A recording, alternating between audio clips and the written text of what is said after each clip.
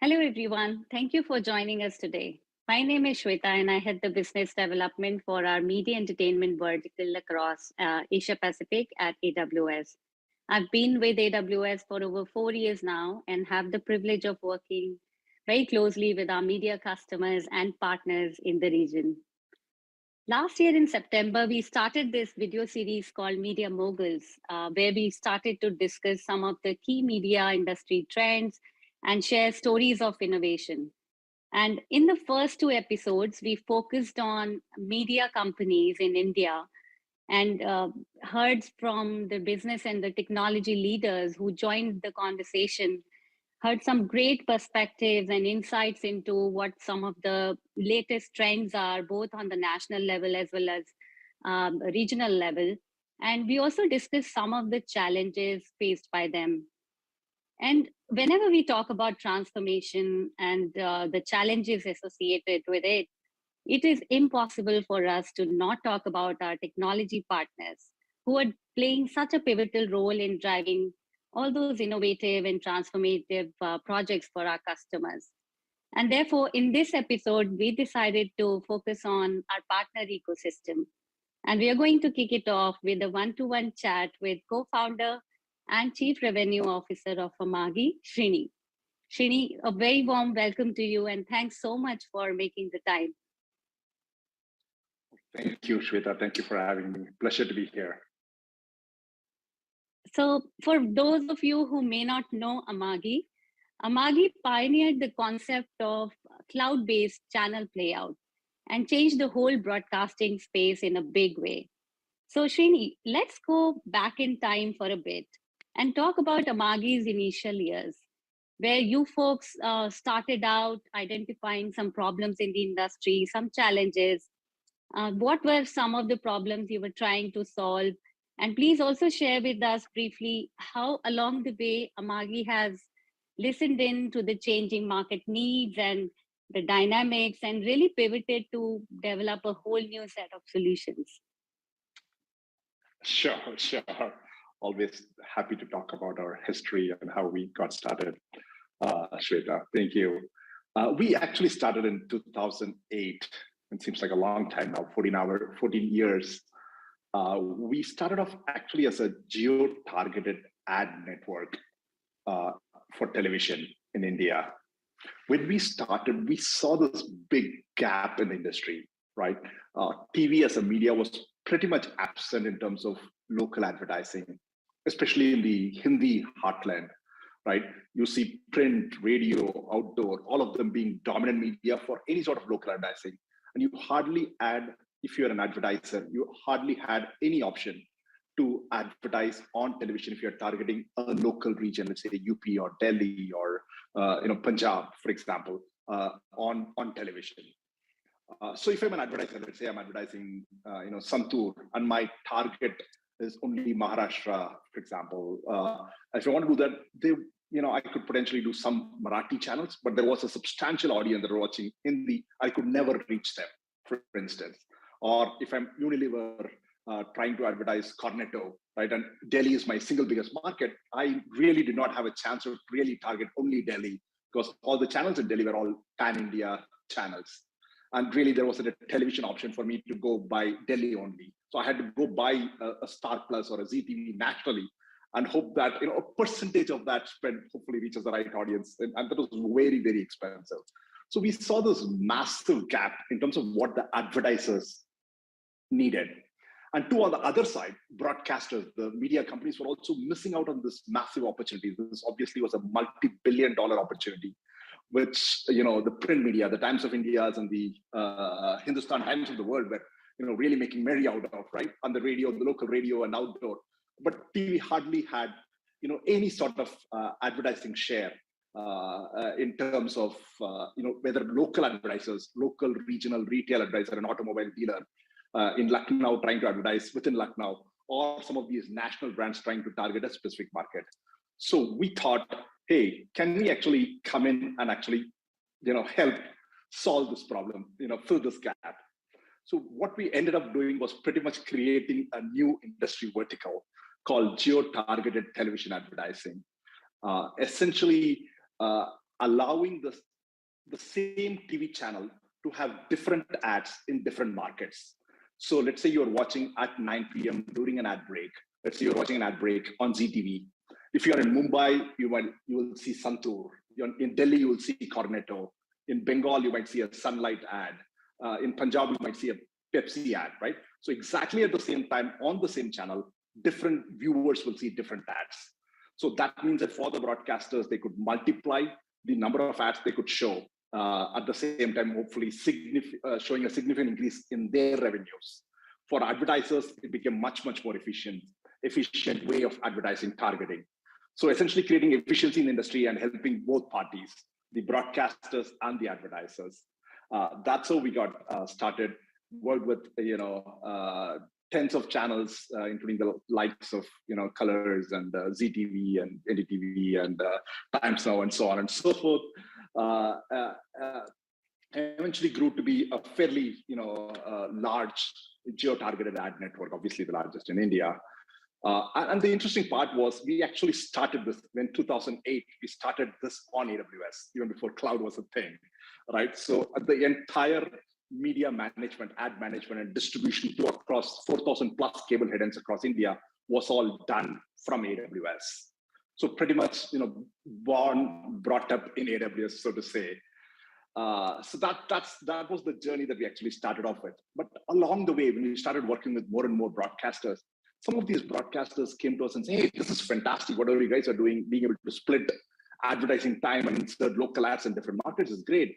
But I have a need not only to do local advertising within India, but maybe I want to change my content because I don't have rights for a specific sports content in Malaysia, or I want to do local advertising in Middle East on my Indian feed. So we started seeing need from many of the broadcasters to use the same tech, but for different use cases in terms of being able to leverage it for local content insertions, local ad insertions in international markets, covering up maybe ads and replacing them with promos because of regulation, whatever combination thereof, right? So over time, we saw more and more customers or content owners and broadcasters coming to us and asking, saying, hey, can I use this tech for maybe a 30-second ad replacement to a 30-minute content replacement to maybe can I even run the entire channel on the cloud? Can I just replace the entire channel and create maybe multiple versions of the channel for different markets? So again, we saw this as a fantastic opportunity for many of these broadcasters which are struggling with capacity issues of having to have only fixed number of X channels and trying to use the same channel globally, where they had content rights issues, they had local regulation that they had to comply with, they wanted to localize the content for local audience, they wanted to have different local ads and so on and so forth. We saw a fantastic opportunity to build everything on the cloud, help them move their entire broadcast workflows to the cloud, where they can scale up much better at a much lower cost and much faster. And today we are, just from a background perspective, today we work with, I believe we run one of the largest cloud playouts globally, if not the largest cloud playouts, with 1,000 plus channels running on the cloud, work across 500 plus media brands globally, including some of the largest global brands. And I've been growing in triple digits for the last few years. So it's been a fantastic, and I believe we are the fastest growing media tech SaaS company globally today. Yeah, it's been so fantastic to see all that growth, and really such a privilege to work with you folks. And you talked about scalability, to be able to function at scale at a lower cost for broadcasters, and also the ability to expand global footprint, right? I also want to talk about the agility aspect of it and the flexibility, by being able to basically use, when you're using a cloud-based playout system, you are in a position to test a new market. You can spin up and spin down channels at will, and with very little cost, basically you can run these experiments. So yeah, it has been such amazing experience to be partners with you, as you actually truly bring that agility, which is one of the core benefits of the pay-as-you-go model of the cloud that AWS offers to our customers, right? So amazing, and thank you for sharing that journey.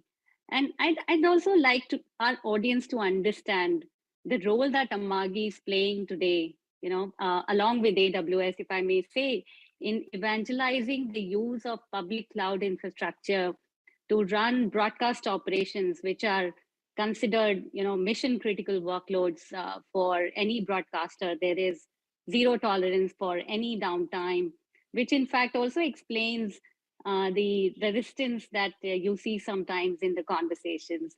So, how have you been addressing these concerns? And if I may just call it, some kind of skepticism that still might exist in at least some parts of the world. So maybe also share an example with us, Srini, where the conversation started uh, as using a Magi cloud solution for only as a backup for broadcasting, and actually during the conversation when your customer agreed and saw the value in making it their primary playout solution. Absolutely. Excellent point, Shweta. Ultimately, the benefit of cloud, AWS and cloud, public cloud in general, is the fact that, as you pointed out, one can run a lot of experiments. I mean, I think if you had to ask any broadcaster, maybe 10 years back, they will tell you, I have my next 5-year plan. I know exactly, I'm just going to increase my distribution. I'm going to increase my advertising. I'm going to get better content. The technology was fairly stable, right? So life was fairly much more straightforward. Now, if you ask anyone, any content owner, you have no idea what's going to happen in 5 years. Technology is changing so dramatically. The consumer behavior is changing so dramatically. The way we consume, which devices we consume, the type of content that we consume, how we consume them, how we interact with that content, pretty much every single thing is changing and changing so fast. So I think the benefit of cloud is to be able to experiment, try out a whole bunch of things, whether in terms of the type of content, the kind of storytelling that I can actually do. What works, what does not work, which sort of audience would actually listen to me, what sort of devices, what sort of platform should I go to.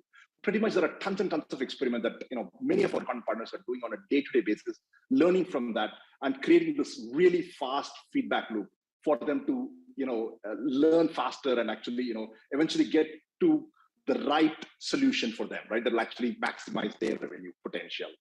So I think cloud it's a great way to do this. And cloud also allows you to, as you pointed out, allows you to scale really, really fast. Once you've found what model works, what sort of content works, you might want to do not just one. I mean, there are customers of ours that are actually launching 50 to 100 channels in a matter of couple of months. This used to take a year plus for a traditional broadcaster to launch a new channel, right? You're talking about customers coming and saying, hey, I want to launch this 50 channels on OTT. How can I get that done in less than 2 months, right? So, and as you rightly pointed out, Shweta, when we started off, 6-7 years doing this whole cloud play out, cloud was really not a 5-letter word. It was actually a 4-letter word for most broadcasters saying, hey, I don't want to touch it. I don't want to even go near that. I don't know about whether it's reliable, whether it is secure, will it actually, can it replicate my experience and so on and so forth. What we have seen is a dramatic shift in terms of attitudes, in terms of comfort with public cloud. If you look at some of our largest customers, take examples like NBC Universal, one of the largest, Comcast, NBC Universal, one of the largest media companies globally. They ran their Olympics channel with us during the last Tokyo 2020 Olympics on the cloud, right? This is one of the most prestigious events that actually they believe they trusted public cloud to actually run, right? So we are starting to see, we run a number of, as an example, in India, we work with Discovery Eurosport, where the entire automation is completely running on cloud. This runs everything from cricket matches to some of the most popular, most expensive sports programs out there in the world, right? Whether it's general entertainment, whether it's news, whether it's sports, we are running so many news channels today, mission critical news channels today, that it'd be unbelievable to think of this running on the cloud even 3 years back. I think what has changed fundamentally, 2 or 3 things. One, with some of these pioneers, we have been able to prove that public cloud can replicate your on-prem experience in terms of reliability, in terms of user experience, operator experience, in terms of how well you can actually do that remotely, especially given the pandemic, right? How we can actually manage this across multiple teams, first and foremost. 2, I think cloud has also demonstrated the value of being able to turn around and actually do stuff much faster with fewer resources and in a much more cost-effective way in general.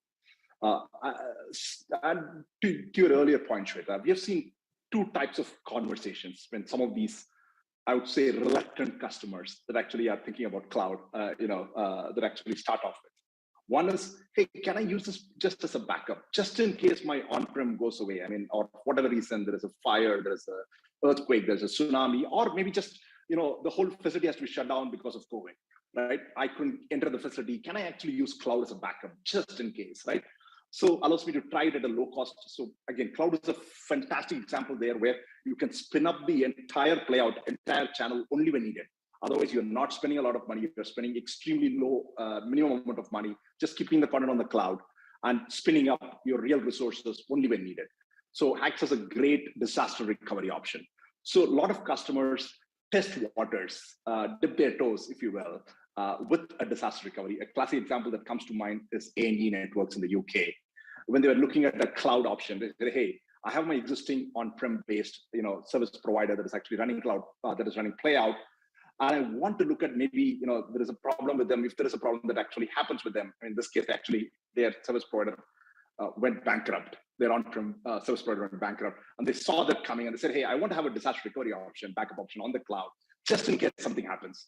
I mean, fortunately or unfortunately, within 2 months of, when they started, actually we had the whole thing up and running on the cloud. Within 2.5 months, their current service, at that point, their service provider went bankrupt, and they had to shift their entire DR instantaneously to the cloud and move us as primary, and worked very, very seamlessly. So within 10 weeks, they could run. This is about 30 channels, 30,000 hours, going to 50 operators across 30,000 hours of content going to 50 operators, massive, and with 9 different languages, subtitles, local subtitles, local languages, local ads being inserted by different partners in different countries within Europe. So pretty much across all of Europe, they were able to move that lock, stock, and barrel in 10 weeks. I mean, if you go back and ask them now, I mean, one of the things that they keep telling us is this was the best ever decision that we ever made.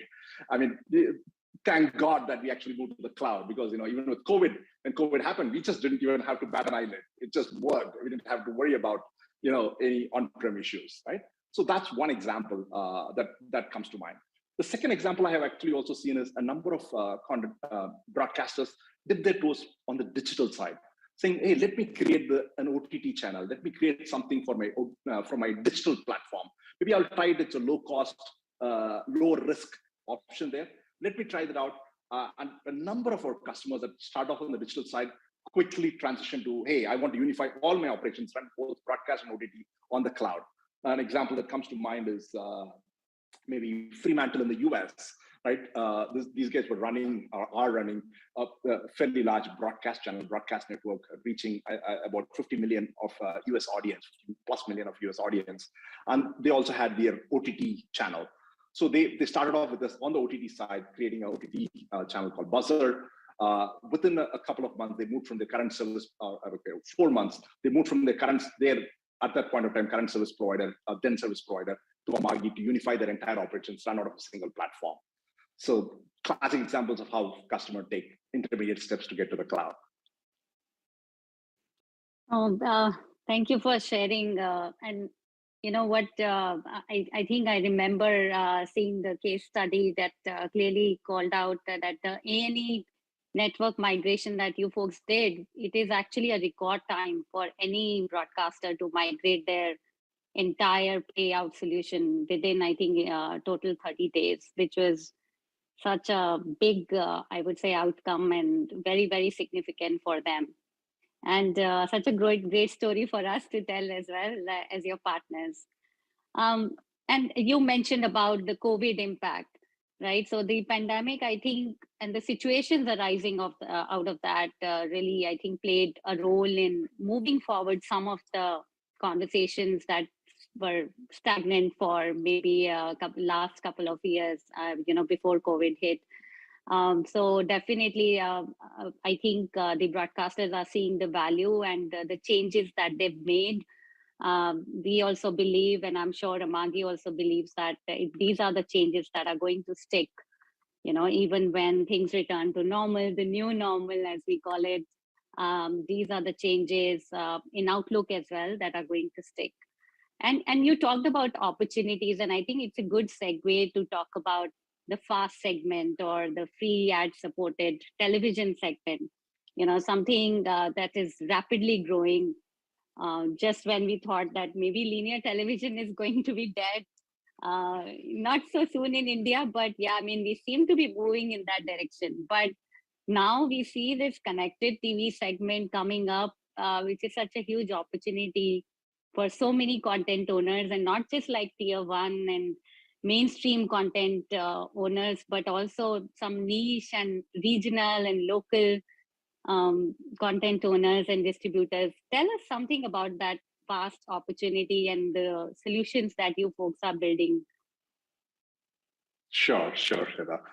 I mean, for those of you that do not know Fast is free ad supported streaming TV that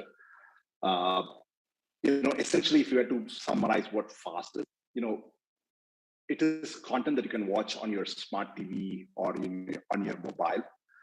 Just that the experience is similar to a traditional linear TV. You have an EPG that you actually click through. You can just lean back, start flipping through channels one by one, and you'll actually see a regular channel coming in, completely free, and is fully supported by ads. So if you're buying a Samsung TV set or an LG TV set, you will see apps on those, native apps on those. For example, Samsung has an app called Samsung TV Plus. LG has an app called LG Channels, right? So similarly, most of the TV sets, the smart TV or the connected TV sets, you will see an app. You click on that app, you'll see a whole bunch of channels, tens of channels, in some cases, hundreds of channels that you'll actually see. All of them completely free. You just flip through them, start watching them like a regular TV. So this has been a comparatively newer phenomenon, like that happened over the last 3 or 4 years, pioneered by likes of Pluto in the US, which is now part of Viacom CBS, has become a huge phenomenon. I mean, just last year we saw billions of hours of viewing happening on Fast across these connected TVs and mobile sets. And we have seen hundreds of channels, fresh channels that did not exist earlier, being launched on this Fast platform. We now have close to about 65 Fast platforms globally. That is across these smart TV manufacturers who have their native apps, across telcos that are launching their own apps, across companies like NBC Peacock launching, or a Sling TV launching, right? So across these content companies launching their own apps, as well as new age app providers like Plutos of the world coming in. So provides you a way, if you're a content owner, provides you a way to reach a massive audience, whether it's in India or globally, reach a massive audience with pretty much no cost of distribution, so to say, right? It's not like a traditional cable operator that you have to pay a carriage fee to actually have your content carried, right? So you can actually, put it out there and actually have it carried on, hopefully on Samsung TV Plus or something like that, or a Roku or somebody like that. There is no marketing cost because the platform is marketing it for you. You don't need to go, get an app created, develop, market it, and actually have the user download it. It's actually available as part of the smart TV or the phone by default. So there is no marketing cost. There is no development cost. You don't need to develop apps and support them and so on and so forth. So it provides a very, very low cost way for content owners that have great stories to tell to reach an audience, as we have seen with Squid Games, as we have seen with Matchmaking India, I forget the exact name, right? Indian matchmaking, right? And such shows like those in Netflix. We see that content travels very well internationally. If you have a great story to tell, there is some audience. In fact, I was recently reading up a statistic that said, hey, Netflix last year, the non-English watching has grown by 50% just in the US. Right? So we are seeing a massive increase, massive appetite from audience for global content. So if you're a content owner that has a great story to tell, Fast or this free ad supported streaming TV is a great way to reach both Indian audience as well as international audience. An extremely low cost. You can experiment with tons and tons of different content and monetize it completely through advertising. What Amagi does is essentially bridging these, right? Bridging content owners that have great stories or great content with the platforms, the Fast platforms that have the distribution, that have the audience eyeballs, if you will. creating a way for them to take this content, deliver it to these, make money through dynamic targeted advertising, individually personalized advertising, and share the revenue back with the content owner. So I believe this is a massive today. I mean, last year, CTV advertising was about $11.5 billion globally, right? And Asia Pacific is the fastest growing CTV market globally in terms of number of CTVs being sold. So given that, and especially I was recently reading a report about CTV and viewing in India, I mean, massive growth in terms of average of about 1 to 4 hours being spent by urban youth. Again, great demographics. The people started off with mobile first, moving to CTV in a big way, especially the urban youth, starting to watch a lot more content on connected TVs and smart TVs. And FAST provides you a great way to reach them and make your content go that extra mile and earn extra revenue. Yeah, absolutely. Great opportunity. And if I may point out, especially for content like live sports, and not just like tier 1 sports, but like local sports, regional sports, state level matches, anything that's live format, and even news, which is generally preferred to be watched in a linear format, right? I mean, entertainment, I guess everybody prefers to watch at their own pace in a VOD format, but sports and news, definitely, I believe they have a huge opportunity to reach out to many more audiences through this connected TV segment. And of course, you talked about the ability to do geo-targeted and also the personalized advertisements and dynamic ad insertion, like product brand placement within the content, and many such opportunities to monetize. Amazing opportunity, and I can see that this is going to be a much talked about topic this year among our customers. Also, there've been already so many inquiries, and we've been, of course, working with you folks on those. So as we wrap, I think we are going to be running out of time soon. I do want to hear from you because you watch the industry so closely, you're watching all the trends. So if you can share with me, say 1 or 2 trends, maybe fast is one of them, like what are the top 2 trends that you are closely watching, and you guys at Amagi building next? The growth of connected TVs, for sure, that's happening in a really, really big way. And personalization of content, where content is not only targeted to the right people, but the content itself can be personalized to every individual based on their likes and their viewing behavior, are 2 big things. And this provides fantastic opportunity for content owners that are building deep fan audience, that have niche specific content that can be delivered. Now, the distribution is dramatically democratized. It's no longer limited to a limited type of cable and satellite.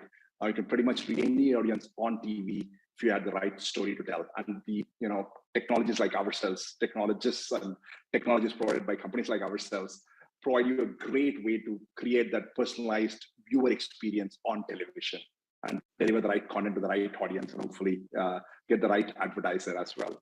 Okay, so those are the 2 top trends for you, but also share with us. I know that you guys like to keep things under wraps, but what are you building next?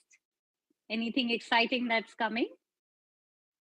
So you will see some really, really big announcements coming in this year, which we believe, again, obviously I'm biased, but we believe will be fundamentally industry-changing products that will allow personalization of content in a very, very different way than we have seen. So hopefully, in the next couple of quarters, you should see some big announcements coming from us, Shweta. So it's a massive internal effort that's going on. Really looking forward to that, Shini. And it's so wonderful to see all that Amagi is doing to bring all this agility and many more opportunities. And very importantly, also, today we did not talk about sustainability, but I guess you folks are doing so much on that, helping broadcasters become more sustainable in their operations. So thank you again for your time today and sharing all those insights with us. I wish Team Amagi many more successes in the years to come. Thank you. Thank you so much, Shweta. I mean, AWS have been great partners with us, and look forward to a really successful partnership going forward as well. We now move on to our panel discussion with our partners, Evergent, Prime Focus Technologies, and Cube Cinema. All three AWS partners have built cutting-edge solutions to support Indian as well as global media companies across all market segments, be it the movies, films, theaters, general entertainment, television, digital, sports on all the platforms, and across all workload areas, starting from content acquisition and production to content preparation to distribution, and very importantly, content monetization. It is my pleasure to introduce our panelists to you. Rajesh, Chief Technology Officer of Cube Cinema, Ramki, Founder and Global CEO of Prime Focus Technologies, and Vijay, Founder, CEO of Evergent. A very warm welcome to you all, gentlemen. I want to start by asking you about a little bit about your journey. You know, as the founders of your companies, you all have been pioneers and you've built successful businesses based on your ideas in your respective fields. And we at AWS, we are so proud to be partners on your journey. I'd like to start our conversation today with the why.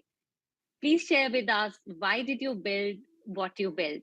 What were the gaps in the industry that you saw initially? And along the way, as the industry has evolved, what are the problems that you're helping your customers solve today? Let's start with you, Vijay. Thank you, Shweta, for conducting this, and happy to be here.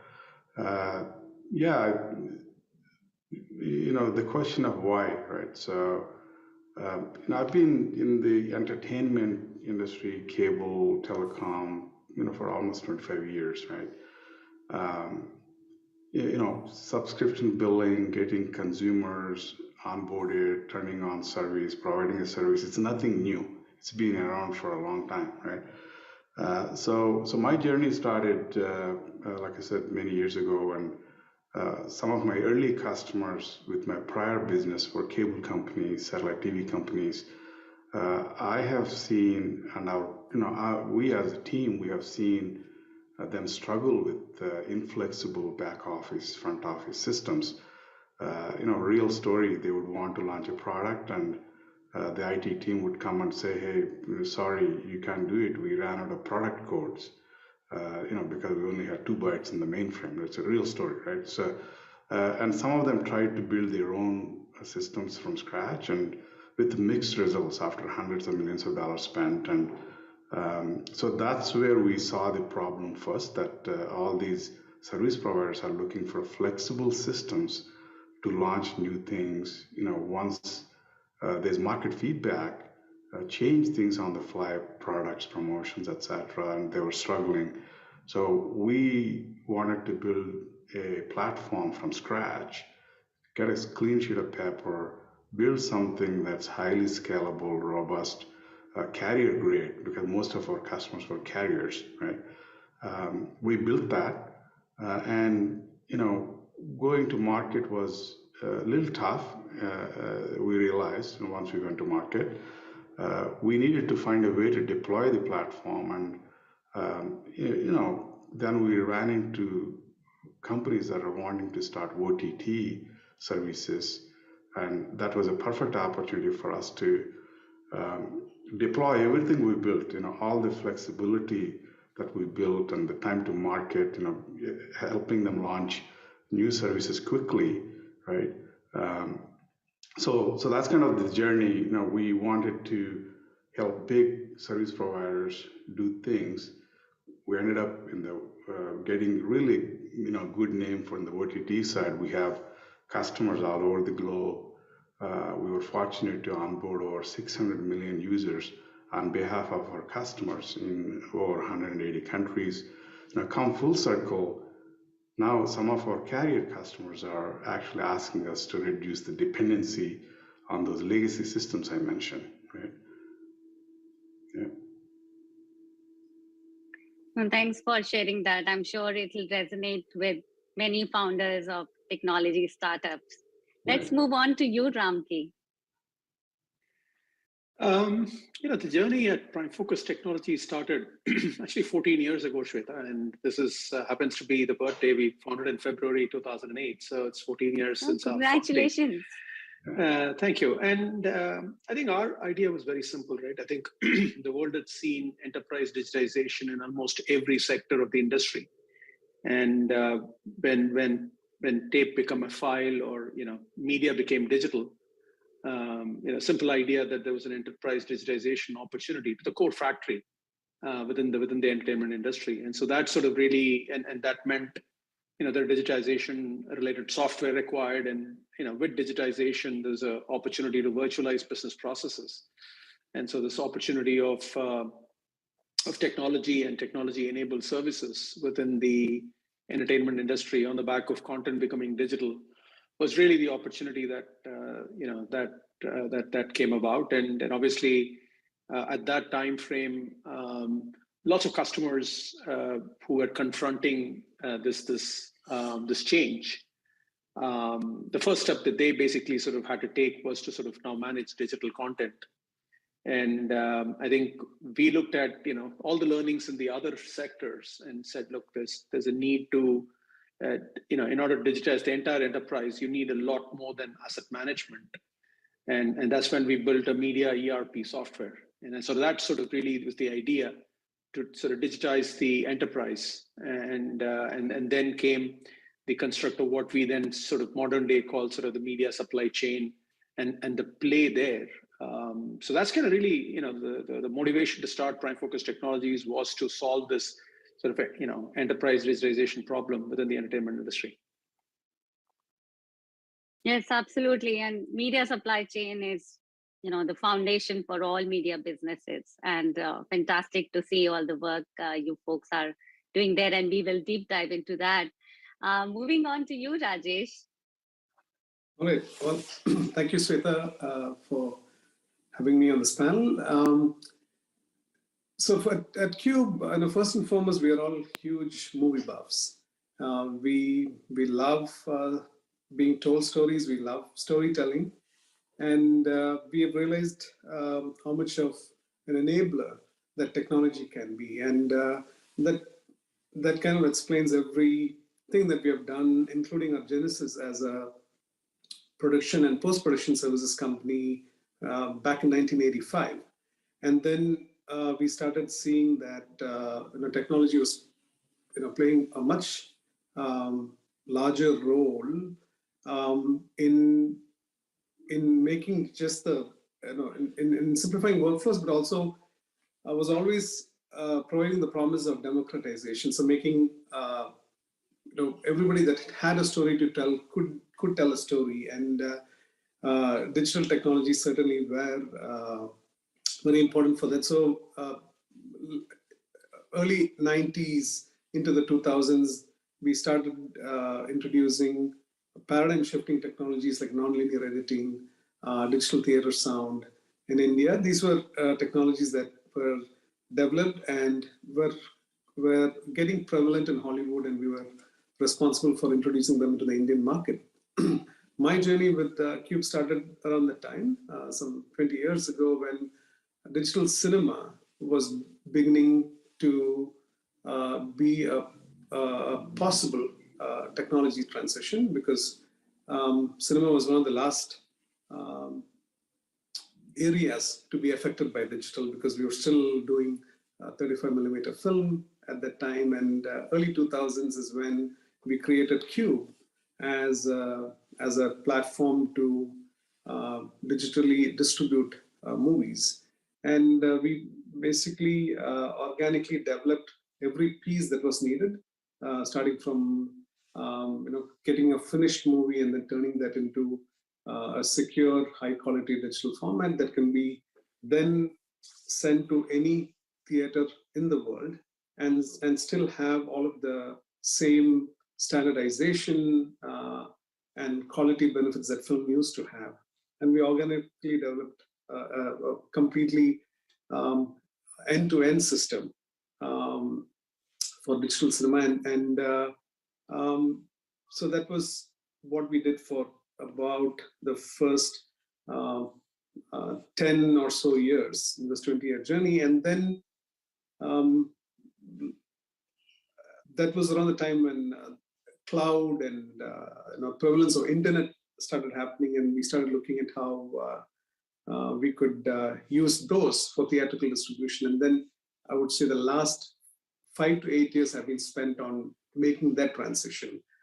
So there was the digital transition that happened initially, but it was still a bunch of isolated cinemas and isolated facilities that were feeding into cinemas. But now we're tying all of those together, and that's where we are today.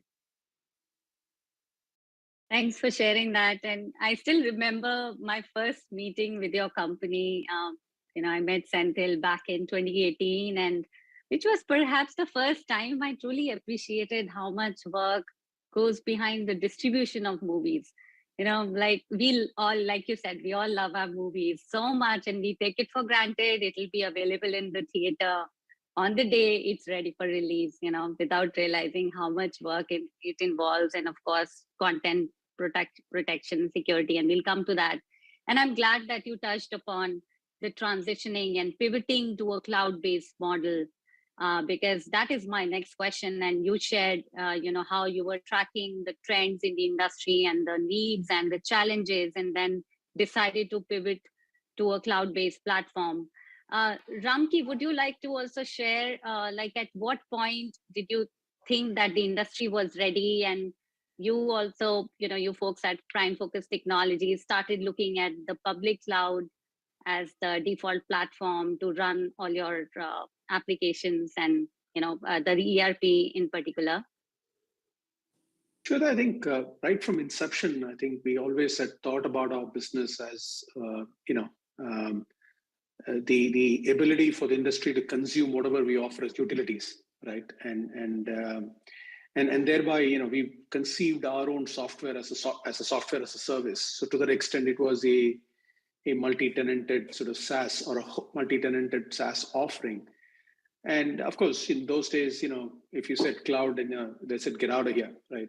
Back in 2007 and 8, I think customers were really not familiar about sort of the idea of using anything that sort of is not within their premises, right?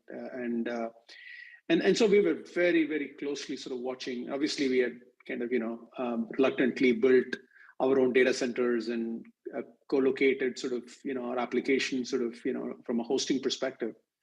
And the way we had built our software, architected our software was sort of, this idea of a hybrid cloud type sort of construct, where we allowed customers to sort of keep content where they felt comfortable with, where all the action associated with media was really happening, and that comforted them.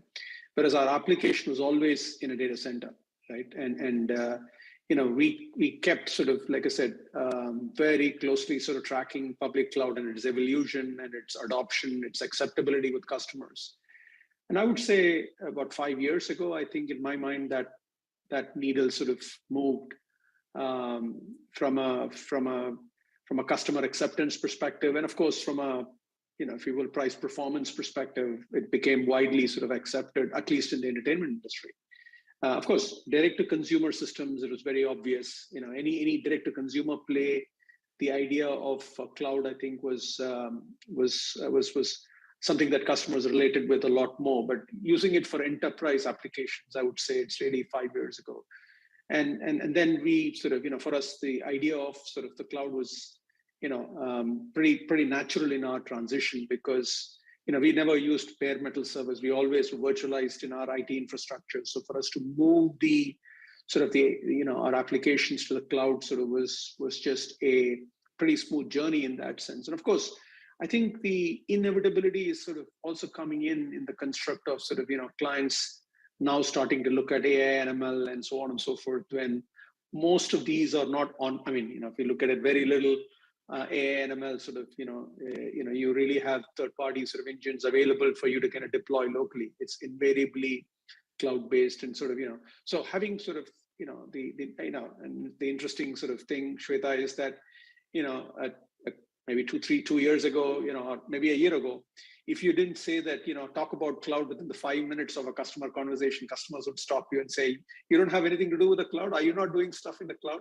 And I've seen this transition to kind of embrace cloud wholeheartedly.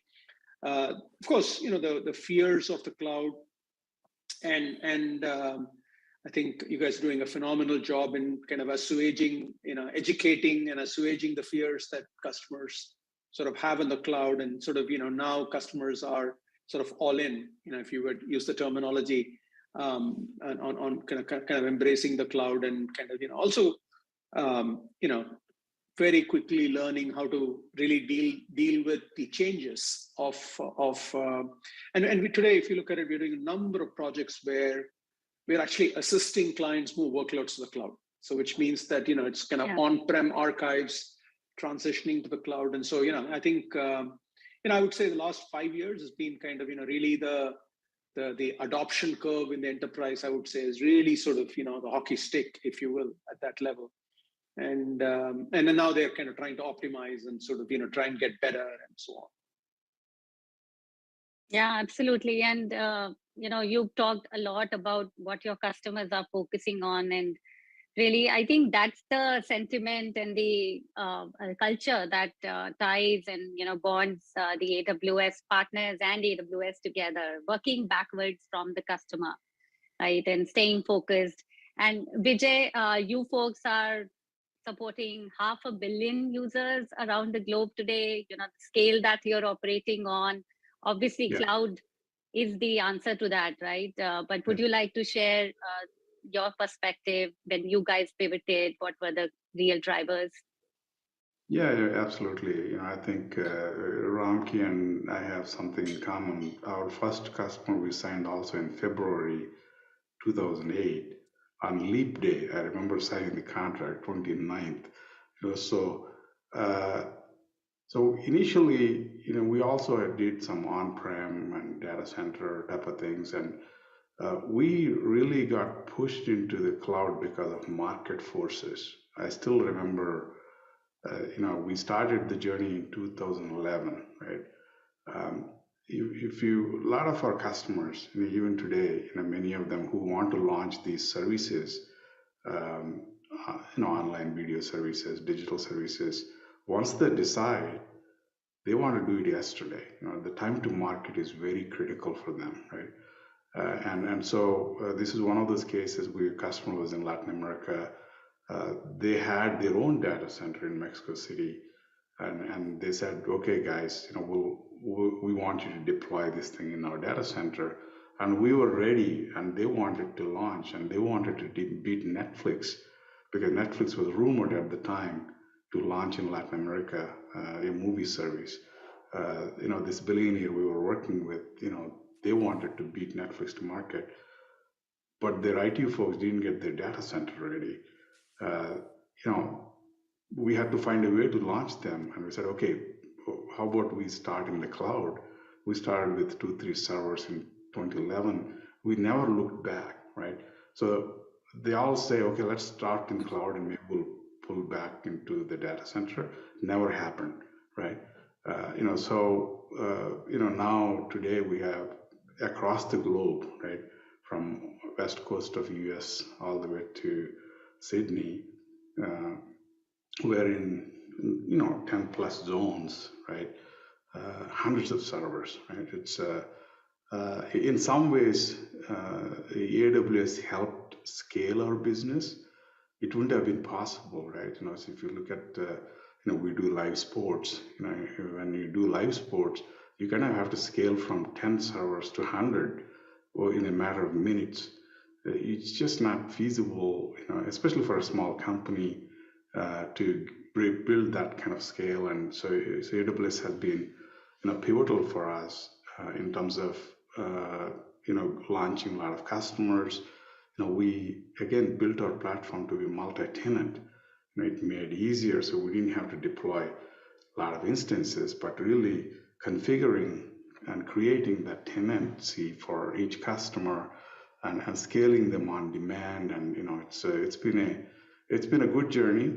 I can't say that, hey, we really thought through and we decided cloud was the way to go. Really, the market forces pushed us, the time to market, the flexibility, elasticity that's required, and that drove us to cloud. And we're kind of happy that we did that, and it's been a good journey.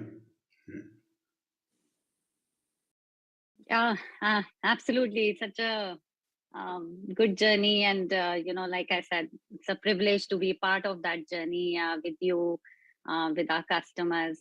And I want to go deeper into what Ramki initially said in his last response.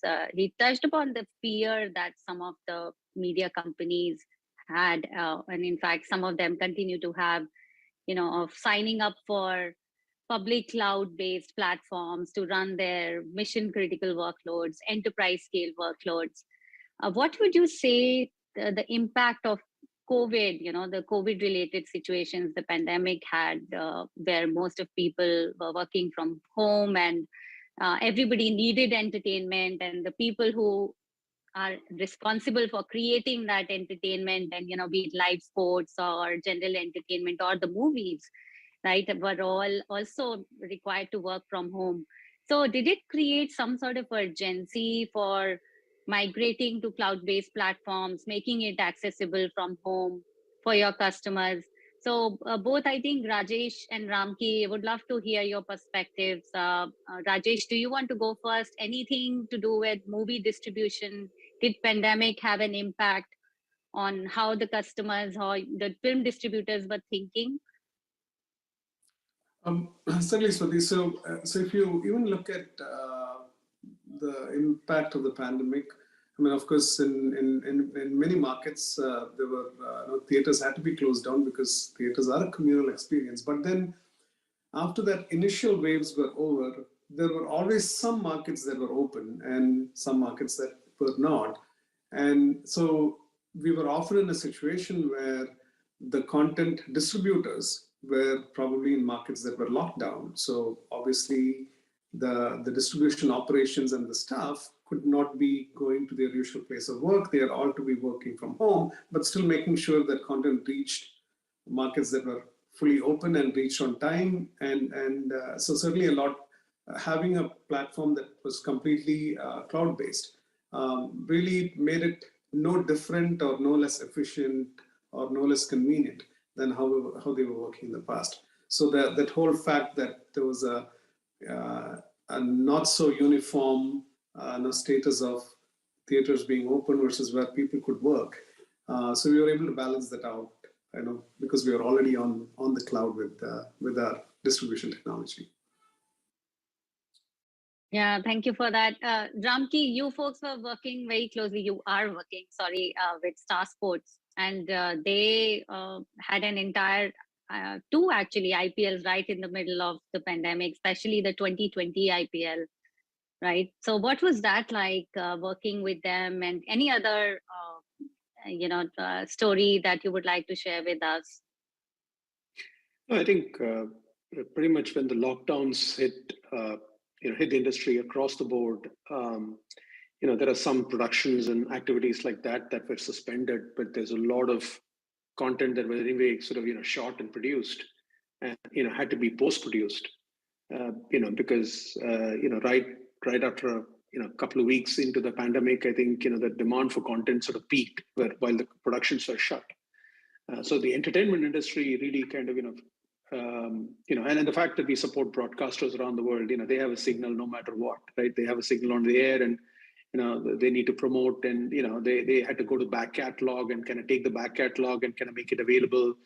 So it was life, business as usual for them, as a matter of fact. But it's just that work and work related sort of stuff is not really allowed to kind of come into work, and so it was a huge disruption that came about. And if it were not for the maturity of the virtualization tools that were available, and all those virtualization tools, many of them couldn't be sort of hosted on-prem because people didn't kind of really plan for you to kind of mount these additional tools.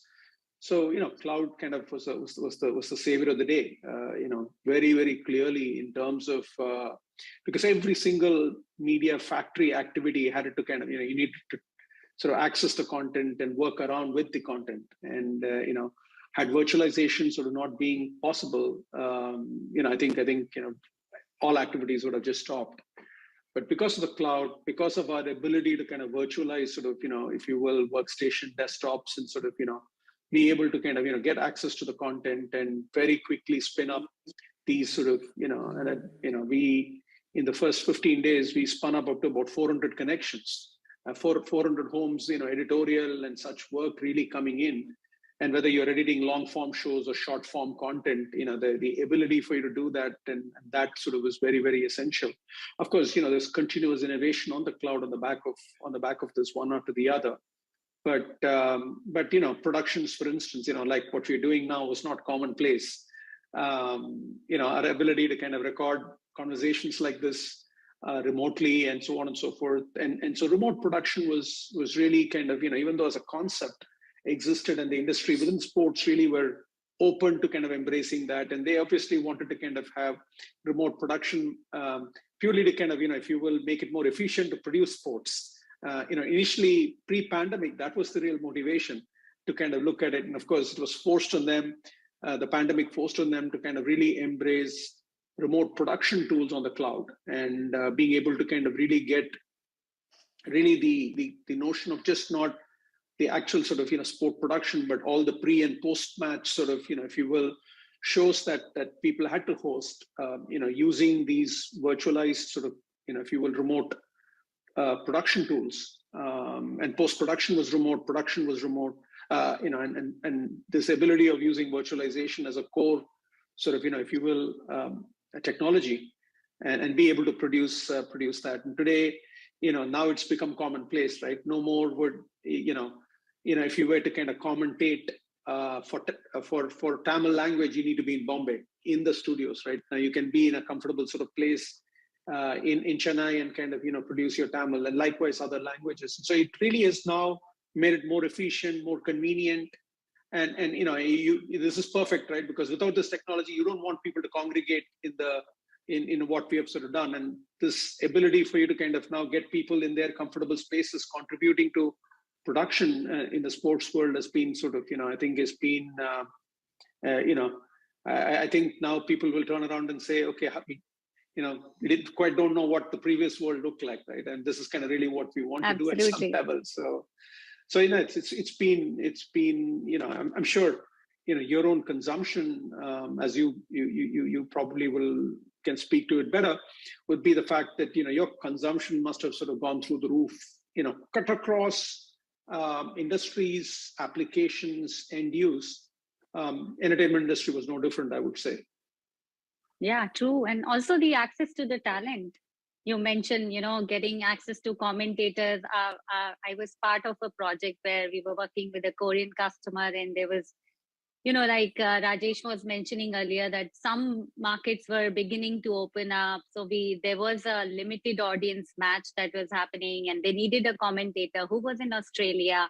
So if he went to Korea, perhaps he would not be able to return to Australia. So he connected from home using one of our partner solutions, gave live commentary, working from his home in Sydney. So yeah, it's beautiful, access to talent. And I think these changes, of course, some of them were forced on some of our customers, but they have seen the benefits, and they're saying that these changes are going to stick. This is the new way of working. I mean, new normal is a overused word, phrase these days, but yeah, this is the new normal. So, okay, now I want to shift gears, maybe talking about India and the world. You all folks are truly global companies. You have customers all over. And specifically, I want to ask you, Vijay, we're working with so many content distributors, pay TV platforms, and OTT, of course, around the globe. And every market has its own challenges, right? And therefore, you need different churn management strategies. For example, if you talk about OTT, and I mean, I just have to bring that in what Netflix CEO Reed Hastings said about the Indian market. Even after reducing the cost of Netflix packages in India, he said that he finds it pretty frustrating as a market, right? So it is highly competitive market, Indian market, and low ARPU market. What is your experience been working closely with OTT platforms like Sony Live, for example? How are you helping them with the whole churn challenge? So I think, before I get to the churn part, let me briefly walk you through and the audience through the journey with Sony Live, for example, right? So they're one of the largest broadcaster, an amazing team. We love the team at Sony, and they started this whole OTT service as a hobby initially. They didn't even know this would be a serious business. I think, and I'm talking, 8-9 years ago, right? And I think 2 years into it, they realized, man, it's a serious business, right? And they looked for partners, that are robust, that can really work with them and grow their business, right? So we connected, and what we do is really we bring agility to monetization for a lot of these content services, right? Help them launch new services. Sometimes help them reinvent their business model, right? And in the case of Sony, they started monetizing through advertising initially. When they started working with us, that's when they wanted to experiment with transactional VOD, subscription VOD, and India market, and also some markets like India. You have different types of plans: 7-day plan, 9-day plan. So this is what could be frustrating for Reed Hastings, because in US you think of monthly plan, right? So these markets, developing markets, you have to be quite innovative in terms of the product mix, etc. So we were lucky to work with Sony over the last 6 years. Help them try different business models. Things like bundling, say, Independence Day themed movies. Okay, just around August, okay, these 20 movies people can buy for, say, 100 rupees or 200 rupees value for that month, right? So things like that, very creative ways of defining products, defining promotions. Who would have thought of, we had another customer in India, a 9-day plan, right? It's which is hard to support on the back end, right? So we've been through that journey. So a lot of the OTT providers, including Sony, right, their two main goals, right? Eliminate friction for onboarding a lot of new users, right? How do you make it easy for the user to sign up for the service, quickly pay for the service, start consuming the content, right? Once they're on board, they really want to keep them. They don't want them to go away, right? And so that's where the active churn management comes in. And so we have lots of tools around churn management, and it's becoming a big problem for everybody, not just Netflix, right? There's also now people are talking about subscription fatigue, right? People have these dozens of available subscriptions, and there is a bit of a fatigue there, right? So when it comes to churn, there are two types of churn: involuntary and voluntary churn, right? And we have quite a few tools around involuntary churn, giving them the ability to pay and proactively updating credit cards and things like that.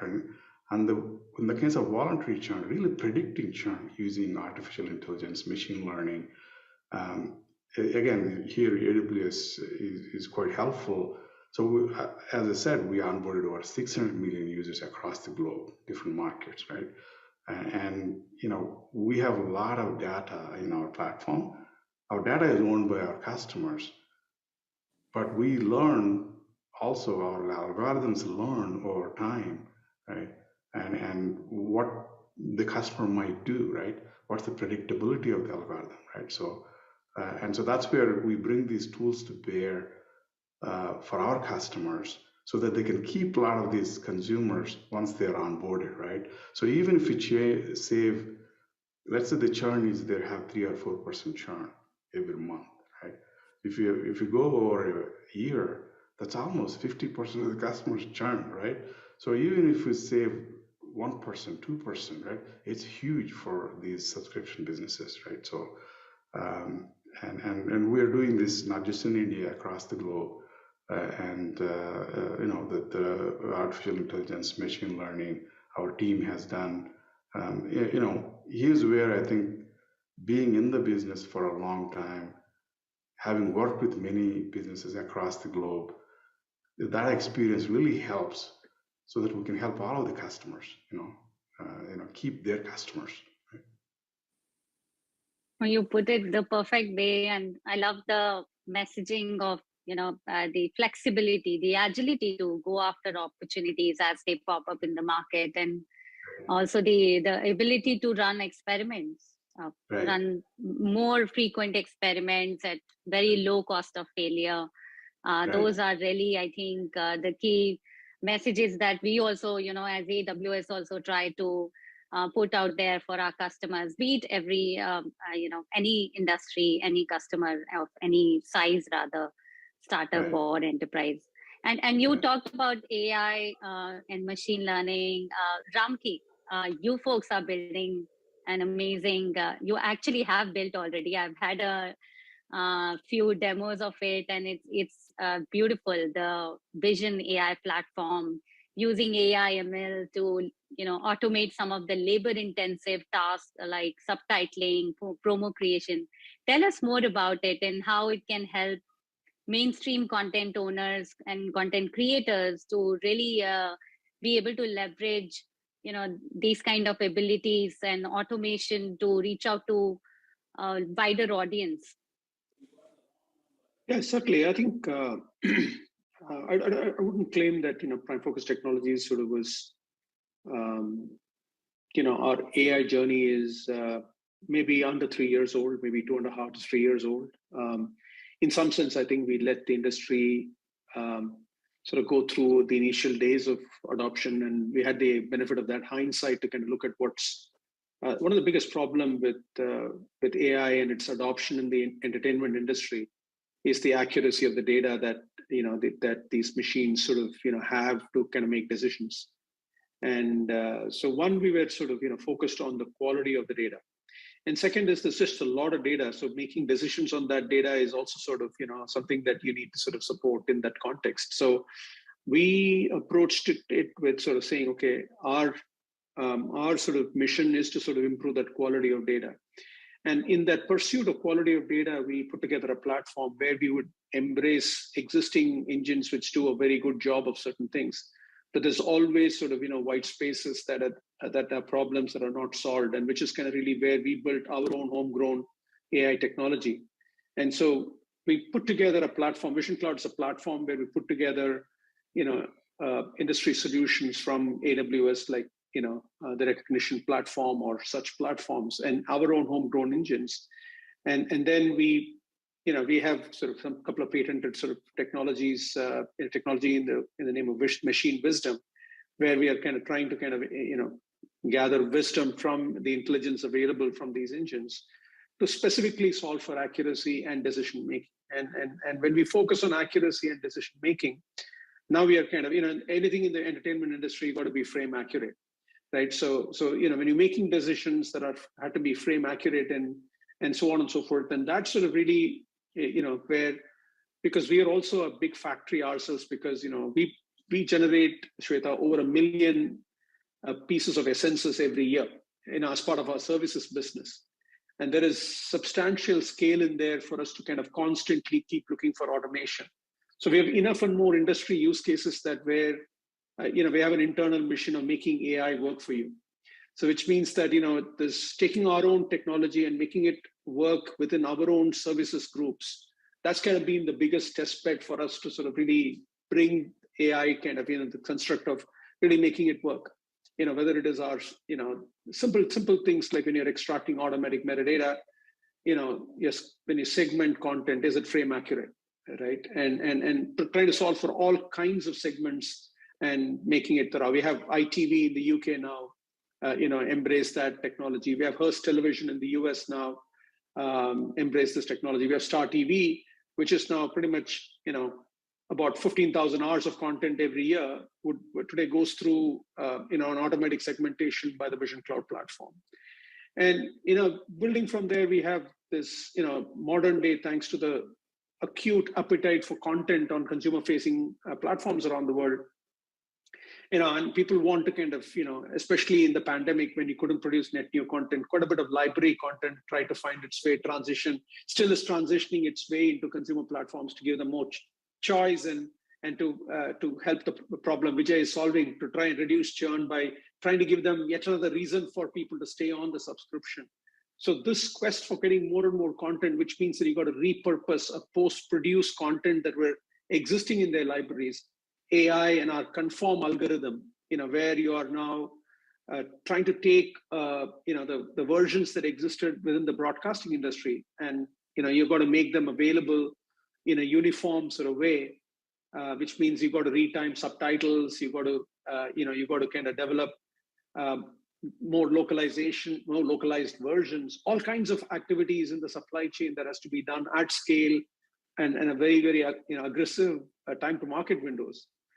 All of these cases are where AI is sort of today coming into use with taking away cycle time and sort of enabling the workflows.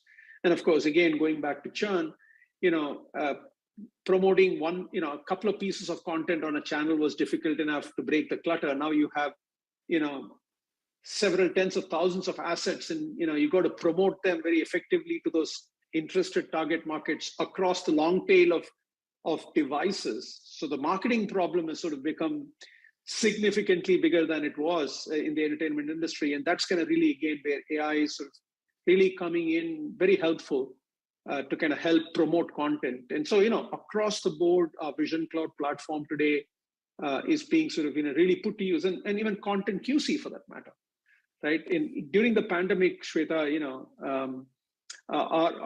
there's a very severe restriction for people to kind of, even though we are mission critical businesses and we got to support mission critical operations, during the lockdown, it's extremely difficult for even a very, very skeletal staff to go into the offices and do stuff. And during that point in time, QC and the content QC was very, very difficult because we weren't sitting in front of the computer watching that big sort of high quality image. AI came into our rescue even there, where we kind of brought in AI for content QC to kind of, at least get an eye that and catch things that a human eye couldn't catch remotely.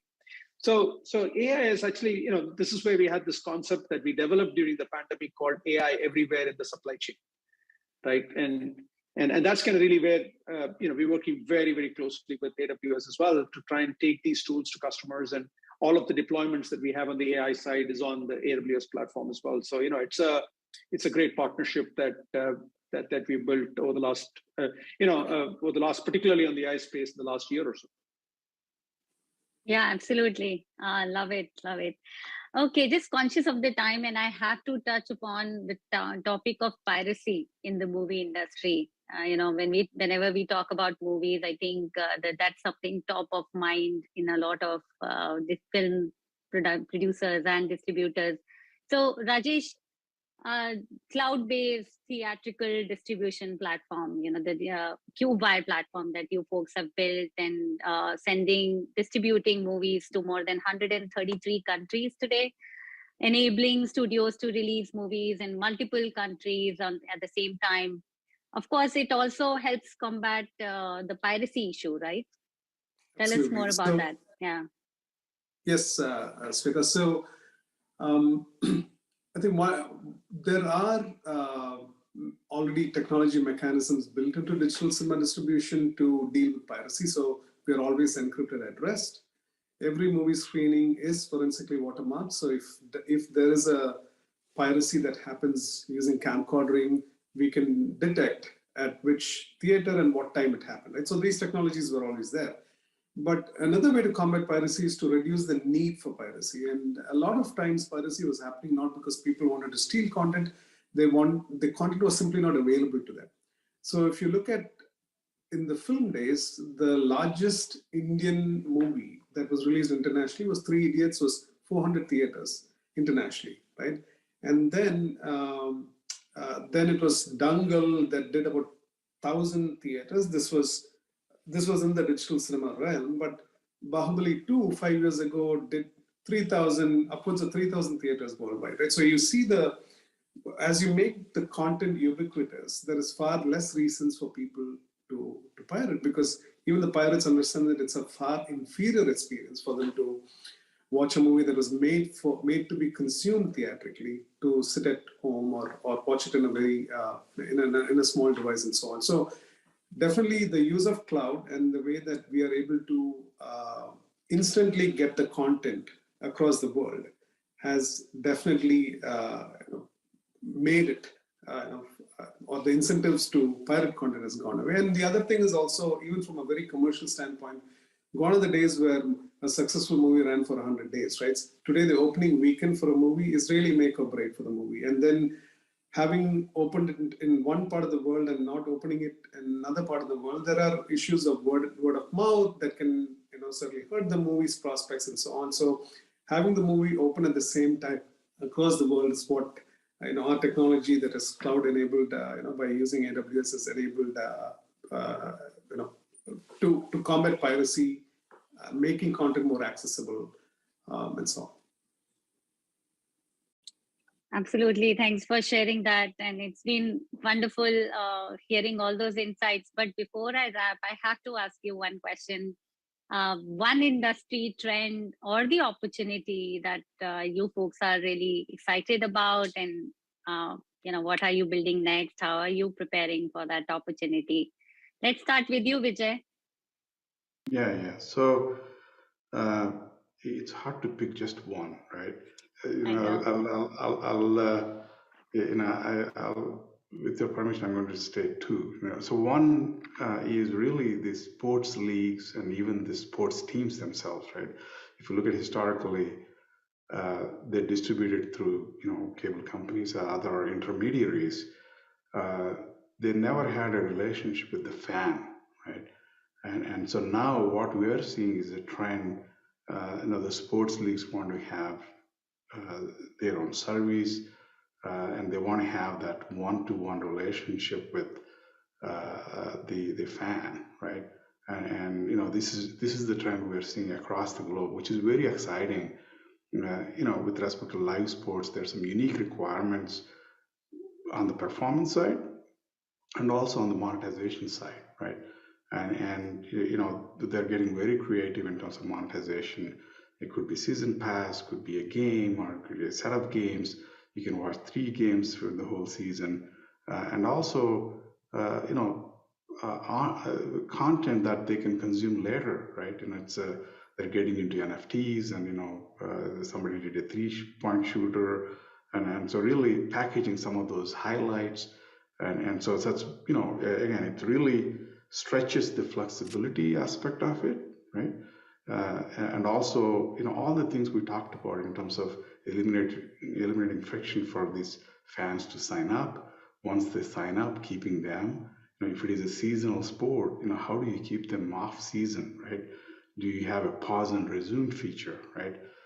They will just pause. They don't have to sign up again, right? It'll resume when the season resumes, right? Things like that, again, to reduce time. So we're very excited about this one. And we are, again, we have a lot of features in our platform to support a lot of these business models and variations, etc., right? So other trend, I'm going to wrap up quickly, is really local content going global, right? And so, my colleagues here, friends here, articulated really well. They're in that business. We are working with an OTT service out of India, AHA, right? It's regional content. They're going global with it, right? And going global in each market, the conditions are a little different. How they define the product and the promotions around it, the pricing around it.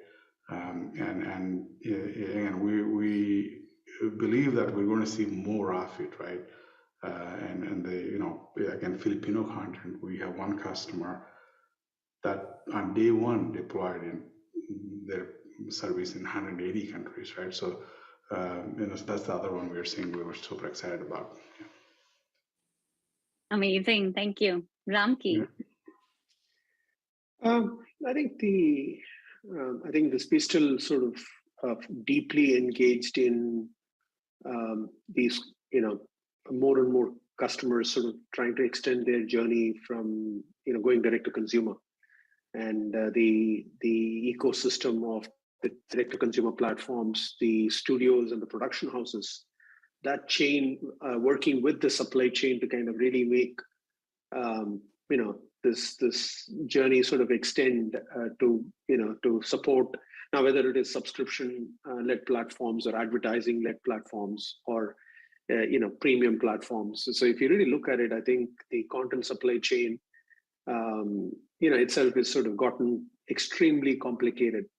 And not only there is complexity, there's also sort of, if you will, velocity that we need to sort of deal with. And dealing with velocity and sort of the complexity, there is sort of finite problems that we need to solve, whether it is localization constructs, whether it is conform constructs, whether it is compliance constructs. Today, as consumption is increasing, reaching critical mass of in many markets, direct to consumer or over the top consumption, even becoming bigger than broadcast consumption, linear consumption. I think the regulators are kind of in worldwide are saying, okay, why did we exist before to kind of regulate something on the platform when there's consumption increasing? So I think there is some, if you will, customers are becoming conscious, either through their own affirmative action that they would take on their own, or to comply with certain sort of constructs in these markets. So whether it is compliance, conform, and localization, that needs to be performed in every piece of content that travels around the world. And again, the local content traveling globally. I think there is, if you will, finite sort of challenges that I think the world wants to solve it, and solve it smartly. And I think, doing the conventional way is one aspect of it, because nobody has the time to kind of do that kind of volume of content the conventional way. That's really where you need automation. That's where AI comes in play. That's where you need to digitize your enterprise, in that construct to kind of deal with it. And that's kind of really where cloud is central to this sort of, journey, this realization. Cloud is quintessential because, these are kind of, that enterprise is embracing the construct. And so I think that sort of really, I would say, is still the trend that I don't think we've solved it, well enough. I think there's many miles to traverse to kind of, solving some of these problems for customers. That's kind of really, I would say, is the number one preoccupation of ours, at this point. Absolutely. Thank you. And we are with you on this journey. Rajesh, let's hear from you. One trend that you're excited about, what you guys are building. Absolutely. I think I would like to first talk about not so much a trend, right? When the pandemic happened, there was a lot of question about movies and audience behavior and all of that, right? And we've been very, heartened to see that every time there was an international territory or a territory that opened up and there was good content available, people really, went back and really went back to the movies in great numbers. And you would have noticed that with the success of Spider-Man globally, for example, but even in the last 3 months or so, we have delivered Indian movies internationally to over 6,000 theaters. So this is including movies like 83, Suryavanshi, and also the surprise hit Pushpa, which started off as a Telugu movie and then really took all of India and also went to various parts of the world where the Indian diaspora was there. So that was very heartening, right? So that's not so much of a trend, that was more a reiteration. The trend that I'm really excited about is that we are looking at a future where content never leaves the cloud, right? So there are now initiatives very strongly happening in the industry where we go from camera to cloud, and then all the post-production work happens on the cloud, and then distribution and playback. We already have distribution in the cloud, but today, while OTT playback certainly happens from the cloud, in the cinema, playback happens from in a store and forward. So we actually get the content into the theater and play them from there. Right? But we are definitely looking at both the improvements in cloud and technologies like CloudFront, which really gets content very close to where they need to be consumed. And unlike OTT, our bandwidth requirements are huge, right? We are still at 200 to 250 gigabytes per movie content. So the ubiquity and the availability of high bandwidth cloud, where we see that theaters will also be able to play directly from the cloud. So the trend I'm excited about is the content actually getting birthed in the cloud and never leaving the cloud. And so you automatically get the benefits of security, quality, immediacy. So that's what I'm looking at. Okay, great. I love it. A future where content never leaves the cloud. I would like to use that as the final note and final message to leave with our audience today. And thank you so much, folks. Truly appreciate the time and all the insights that you shared with us. And thank you for your partnership. Let's continue to work together to innovate on behalf of our customers. Wishing you all many, many more success.